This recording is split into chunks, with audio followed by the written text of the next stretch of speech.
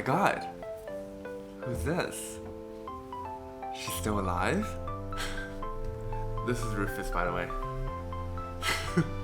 I know it's been a while. So I figured, now that we're nearing the end of the year, what better time than to give you guys like a little life update, tell you guys where I'm at, Spotify rap style. So welcome to Kevin's 2022 Wrapped. So first, for anyone who's new here, well first, happy holidays. It is freezing outside, like this is literal ice, you guys. This is ice. I woke up and it was like this. I cannot see out my window at all. Freezing cold. I went out and got my hair cut and my hair got like frostbite in the process.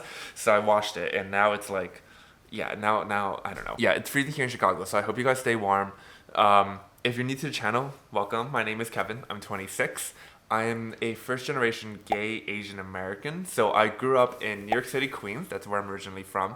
I'm always wearing a tank top because I don't like that like shoulder restriction. Like, I just like the freedom. Like, I like to pretend I can fly sometimes. I don't know why I said that. But yeah, so I grew up in New York City. I'm from Shandong, China. That's where I was born originally, but I grew up in the States. And growing up, I always felt like I couldn't really relate to any of the content online. So during quarantine, I was like, hey, why not start posting like some of my life and see if people find that relatable, people find that useful. So I started doing it on TikTok, I started doing it on Instagram and on YouTube. And if you're new to the channel, welcome, and I'd recommend checking out my coming out video, which I'll link up here above. And you can follow my other socials if you want to check those out. That's my Instagram and my TikTok over here, where I tend to post more actively like my random shenanigans, daily life, general chaos. So if you like chaos, here you go. See you guys. This year for me has been wild. It has been a crazy ride, and I'm so excited to now like wrap it all up and share with you guys. And I feel like it's always good to do that at the end of the year. So I guess a good place to start is the beginning of the year. So I was in a relationship in January. I was seeing a guy for about 6 months at that time. We had been together for about 6 months. We had moved in together. We went to Hawaii together, you guys. Went to Hawaii in like December and early January. So yeah, we ended up breaking up. It didn't work out. And then I ended up deciding to move out of Boys Town to like my own place, which was a horrible experience, but I'll talk a little bit more about that in a bit. And then romantically, I was like feeling myself a little bit more around the summertime. And then I started going on dates again and promptly got my heart broken by another boy. So now I am in what I consider dating limbo. So I'm like neither here nor there. We will, I don't know, like, I feel like I just need a break, so I'm on a break. I don't know about you guys, but every time I get heartbroken, I have this urge to like reinvent myself. Like I need to pick up my life, shove everything I own into like a U-Haul, drive to the nearest metropolitan city, and just like start my life over again. Change my name, change my identity. Like no one knows who I am. Start over again. And we've gotten to a point where we're out of metropolitan cities to run away to. No, I'm kidding.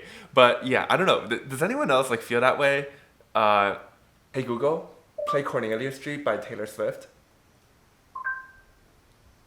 I found a few places near Stop. you. The first one is George Stop. Swift Public School at Hey Google. 5900 North Winthrop Avenue, Chicago. The second one is Swift and Sons Tavern. So yeah, I moved out of Boys Town. It was a terrible experience because moving in the middle of August was awful. Honestly, moving this year was awful. Like basically every major city, it was impossible to find a new place. I know you guys like who live in New York City probably felt it worse because I saw those TikToks. Like you guys, they were like studios and they would have 30 to 40 applicants waiting out the door to like line up and check out those studios. That's how bad it was. So thankfully, I got a new gorgeous spot up here in Edgewater. I decided to move closer to some of my friends up here in Edgewater, but I really love it here. It's also a very queer neighborhood, and I highly recommend it for anyone who's like new to Chicago or thinking about moving to Chicago.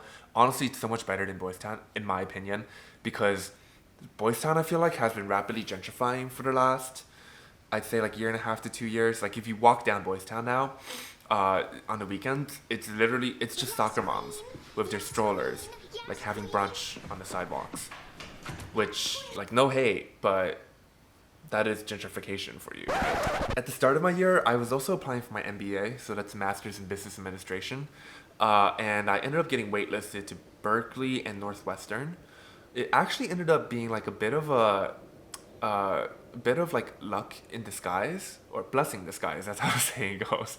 Because I ended up getting a job offer, like at the end of this journey, through one of like the interviewers. But anyway, long story short, like, but I guess well worth it because I ended up getting this new job in tech, that I've been working, and I work on a lot of like our programs, like managing them in the EU, which means I get to fly a lot.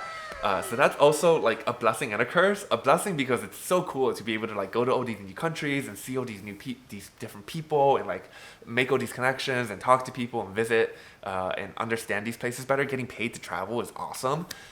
On the flip side, we're still doing business, so it's like 9 to 9. My calendar is just like packed full, like from 9 to 9 of like business meetings, business dinners, business outings. There's no time for fun.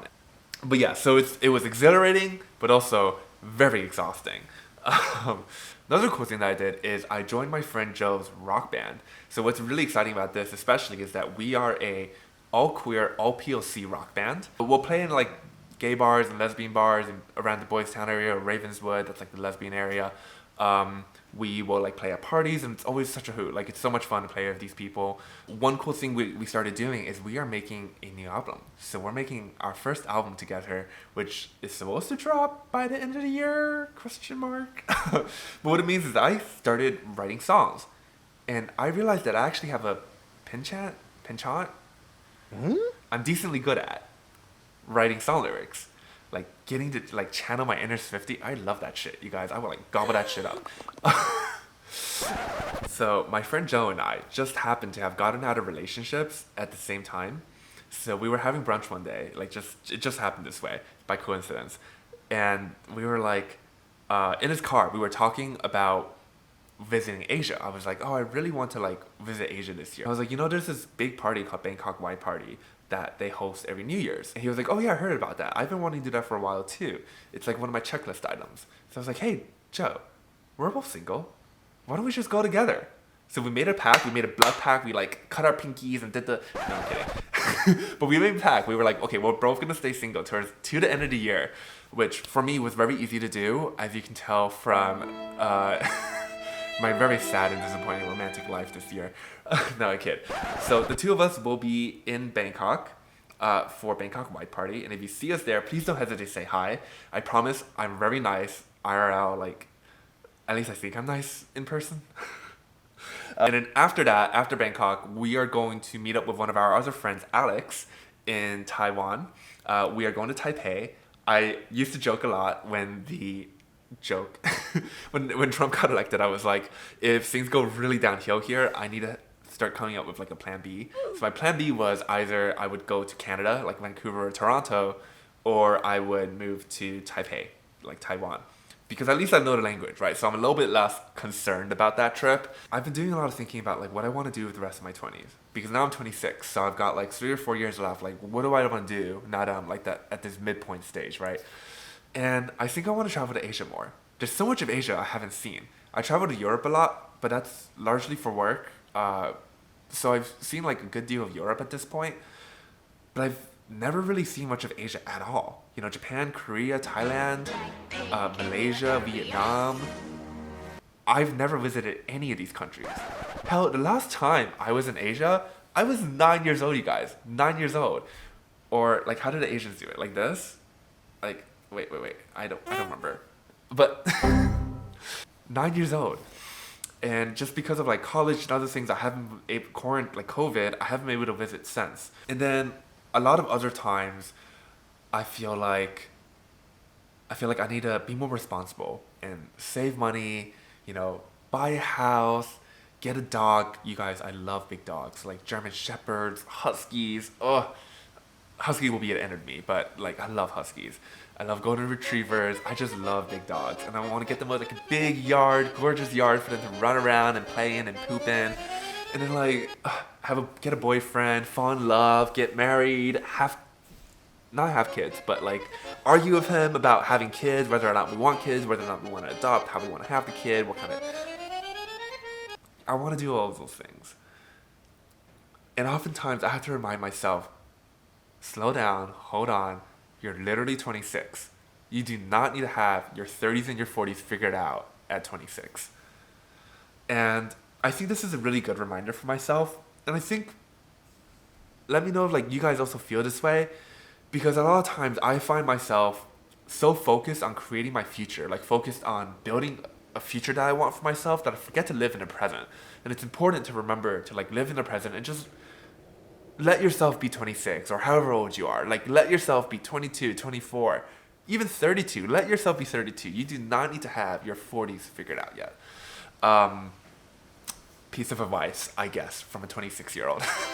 Another interesting thing that happened this year is I got in touch with my mom, and things have been really difficult ever since I came out, like 3, 4, maybe 5 years ago. And I think like a lot of queer people will probably connect with this well, especially like queer people of color. I think it's just really difficult, and blood family can be a hard discussion. Like I don't really talk to my dad anymore. It's a whole, maybe I'll save this for another video, but you know, I was talking to my mom and I called her. I was like, hey mom, do you need anything from Asia? I'm going to Taiwan. Do you need anything? You know, do you need money? Do you need anything at all? She was like, honestly, I just wish, Kevin, that you and your sister would come back and visit me more, you know? Like it's really lonely.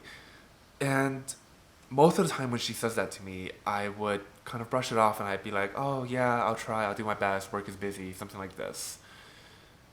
But this time I like sat her down and looked her in her eye and I said to her, you know, I hear where you're coming from. I'd really like to do that too. But the truth is, every time I come home, you say things that can be really hurtful to me. And that means that whenever I go home, I have to make sure I'm in a space, like a mental space, where I can process those things and let it go and not let it really damage or hurt me. And that's why I don't come home more often. And to my surprise, she actually took it really well. And she was like, I'm sorry to hear that. And I try my best to be more thoughtful about that in the future. Which, if you have Asian parents, like you know how rare that is for your Asian mom to say something like that to you. I come to realize that over the last few years, as my sister and I have grown up, you know, moved out of the house, gotten our careers, like gotten our lives settled, it feels like pieces of the armor around my mom's heart have started to like fall off, you know? Like she's softened a lot over the years. I don't know if this is like just a process of getting older or like she's realizing that, oh, her kids can take care of themselves now.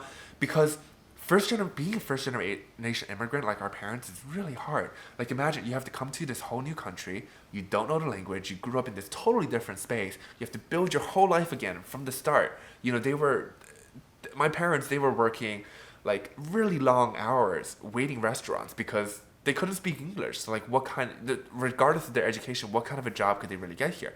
And that's really, really hard. It's a really tough experience and it forces you to toughen up your heart. But now that they're in a space where like they have their house, like their financials are okay, their kids are grown up, their kids can take care of themselves, their kids can take care of them, I think they start to relax and let go a little bit more, and more of their like genuine self starts to come out. And I think at this time you can start to have more worthwhile or like conductive, let's say, conversations with them. So if you feel like your parents are in this same kind of an area in life, maybe it could be worth trying to have like a serious discussion with them about essentially generational trauma. Yeah. So yeah, that's where I'm at in life right now. I'm gonna spend this weekend hanging out with Rufus and we're gonna watch movies. And then I'm gonna take a plane and I'm gonna go to Bangkok. So if you're in Bangkok or Taiwan, please don't hesitate to say hi. I'm gonna ring in the new year in Asia, celebrate there, and then we'll see what happens. So if you wanna stay in touch, here are my socials.